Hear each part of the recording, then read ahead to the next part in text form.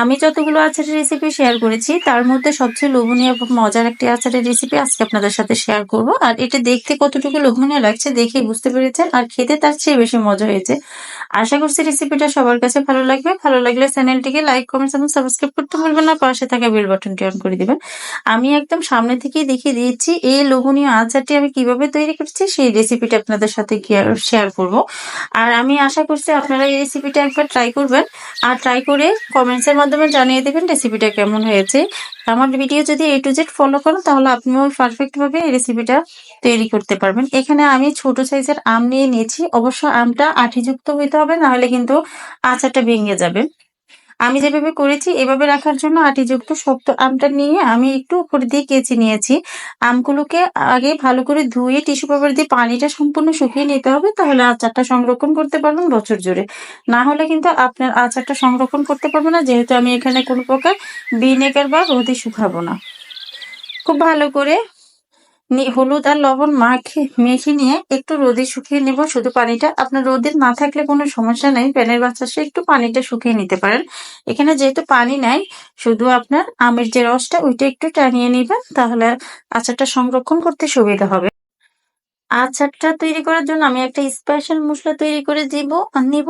এই স্পেশাল মশলাটার কারণে আপনার আচারটা বহু গুণে স্বাদ বেড়ে যাবে। এখানে নিয়ে নিয়েছি কয়েক টুকরা আম ছোট কিউব করে কেটে নিয়েছি, একটা রসুন খোসা ছাড়িয়ে নিয়েছি, 4 টেবিল চামচের মতো আমি সাদা সরিষা নিয়েছি। আপনারা চাইলে কালো সরিষাটা ব্যবহার করতে পারেন। আর এখানে আমি 2 টুকরো কিন্তু আদা নিয়ে নিয়েছি। আর এখানে 3 চা চামচ পরিমাণ মৌরি, 1 চা চামচ পরিমাণ নর্মাল যে জিরাটা ব্যবহার করি, আর কয়টা শুকনো মরিচ দিয়ে আমি টুকরোগুলো সহ আমি এই মশলাটা তৈরি করে নিব। এখানে অন্য কোনো মশলা আর ব্যবহার করতেছি না, পরবর্তীতে আমি পাঁচফোড়ন গুঁড়োটা ব্যবহার করব। এই মশলাটা আমি ব্লেন্ডারে জারে দিয়ে, অবশ্যই ভিনেগার দিয়ে মশলাটা পেস্ট করে নিবেন বা পাটা বেটে নিবেন, কোনো প্রকার পানি ব্যবহার করা যাবে না। পানিটা ব্যবহার করলে আপনার আচারটা কিন্তু আপনি বেশি দিন সংরক্ষণ করতে পারবেন না।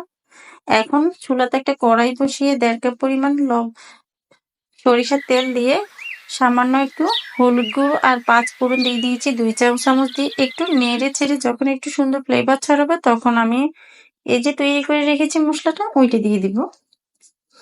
মশলাটা যেহেতু সরিষা প্রচুর পরিমাণ দেওয়া আছে আর রসুন দেওয়া আছে, আর এই জন্য মশলাটা দেওয়ার পরে অনেকটুকু ফেনা উঠেছে, এটা কোনো সমস্যা নাই। তারপরে শুকনো মশলা দিয়ে দিব। এখানে দিয়ে দিব লাল মরিচের গুঁড়ো ঝালের জন্য, আর হলুদ গুঁড়ো আর জিরে গুঁড়ো দিয়ে আর একটু স্বাদ মতো লবণ দিয়ে দিব। আচারের লবণের পরিমাণটা একটু বেশি দেয়, যেহেতু আমি আগেও লবণ ব্যবহার করেছি আমি, এই জন্য আরো বুঝে শুনে আমি লবণটা দিয়েছি। পরবর্তীতে কিন্তু আমি বিট লবণ ব্যবহার করব।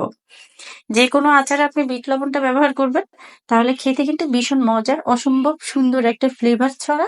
তাই চেষ্টা করবেন বিট লবণটা দেওয়ার জন্য।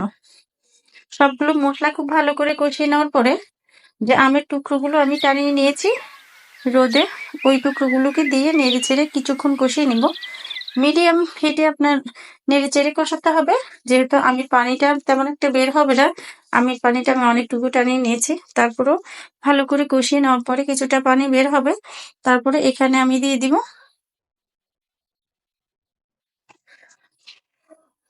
চিনি।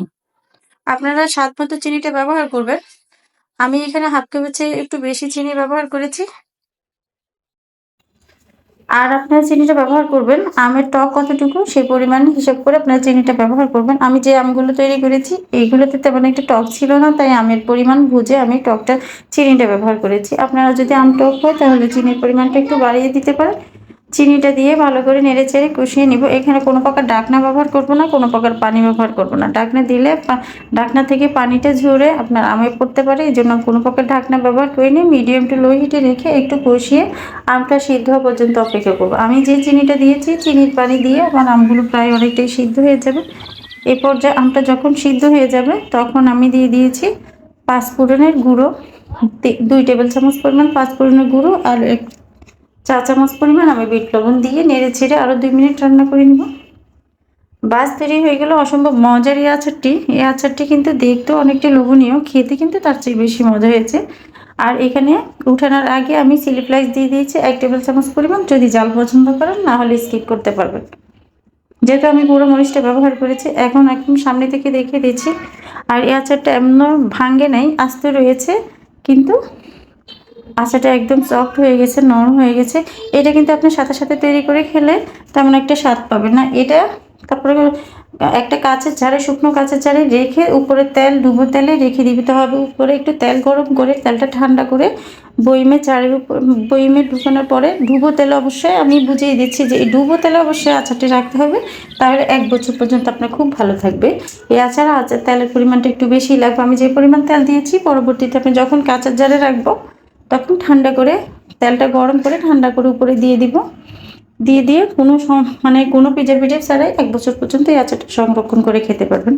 ভাত, ডাল, খিচুড়ি আর যেকোনো কিছুর সাথে পরিবেশন করতে পারেন। অসম্ভব মজার একটা রেসিপি, আর এমনিতে খেয়ে ফেলতে পারবেন।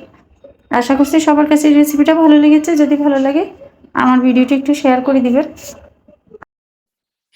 সবাইকে ধন্যবাদ জানিয়ে শেষ করলাম আমার আজকের এই সহজ আয়োজন। আবার দেখা হবে অন্য কোনো দিন অন্য কোনো সহজ রেসিপি নিয়ে। আল্লাহ হাফেজ।